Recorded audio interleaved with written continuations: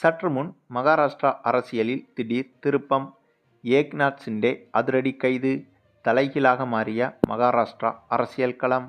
அதாவது மகாராஷ்டிராவில் நேற்றைய தினம்தான் முதல்வராக பதவி பிரமாணம் செய்திருந்தார் பாஜகவின் தேவேந்திர பட்னாவிஸ்.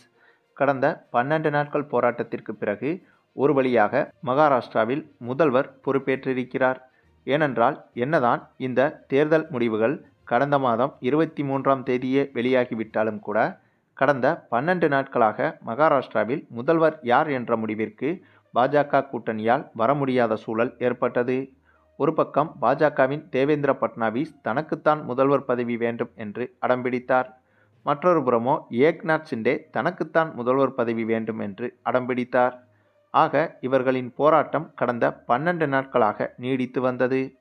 பின்னர் இதில் பாஜக மேலிடம் தலையிட்டு கடந்த 12 நாட்களாக இவர்களுக்குள் மாறி மாறி பேச்சுவார்த்தை நடத்தி ஒரு வழியாக மகாராஷ்டிரா முதல்வராக தேவேந்திர பட்னாவிஸை முடிவு செய்திருக்கிறது பாஜக.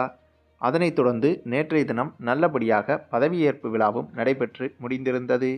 இதனால் பிரச்சனைகள் அனைத்தும் முடிந்தது என்றுதான் பலரும் நினைத்தனர். ஆனால் இங்கே தாங்க பாஜக தரப்பு ஒரு முக்கியமான வேலையை பார்த்துவிட்டது.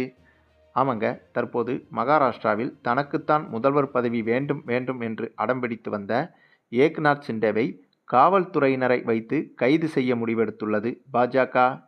அதற்கு காரணம் என்னதான் இப்போது ஏக்நாத் சிண்டே அமைதியாக இருந்தாலும் மறைமுகமாக இவர் பாஜகவுக்கு எதிராக திரும்பி வருகிறார் என்பதை பாஜக உணர்ந்துவிட்டது. ஏனென்றால் தனக்கு முதல்வர் பதவி கிடைக்கவில்லை என்ற செய்தி உறுதியாகிவிட்ட போது உடனடியாக காங்கிரசுடன் பேச்சுவார்த்தையில் இறங்கியிருந்தார் இந்த ஏக்நாத் சிண்டே.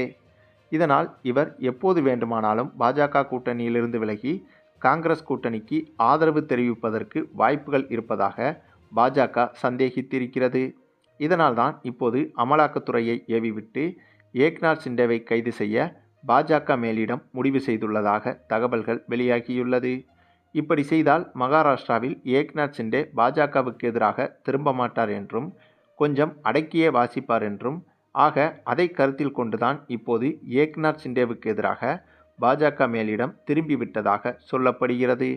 அதே சமயம் இன்று காலை முதலே ஏக்நாத் சிண்டேவின் உறவினர்கள் வீட்டில் அமலாக்கத்துறையினர் சோதனையில் இறங்கிவிட்டதாகவும் தகவல்கள் வெளியாகி வருகிறது.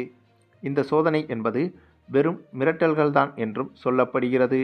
தொடர்ந்து ஏக்நாத் சிண்டே காங்கிரஸ் கூட்டணியோடு பேச்சுவார்த்தை நடத்தினால் இந்த அமலாக்கத்துறை சோதனை என்பது ஏக்நாத் சிண்டே மீது நேரடியாக பாயும் என்றும் சொல்லப்படுகிறது.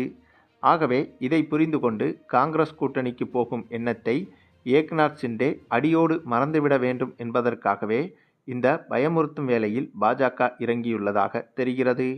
ஆக மொத்தம் பாஜகவின் வழக்கமான ஆயுதமான தங்களுக்கு அடிபணியாத மாநில கட்சிகளை அடிபணிய வைப்பதற்கு அமலாக்கத்துறை போன்ற விஷயங்களை கையில் எடுப்பதை இப்போது மகாராஷ்டிராவிலும் நடைமுறைப்படுத்தி வருகிறது பாஜக என்ற குற்றச்சாட்டும் எழுந்துள்ளது.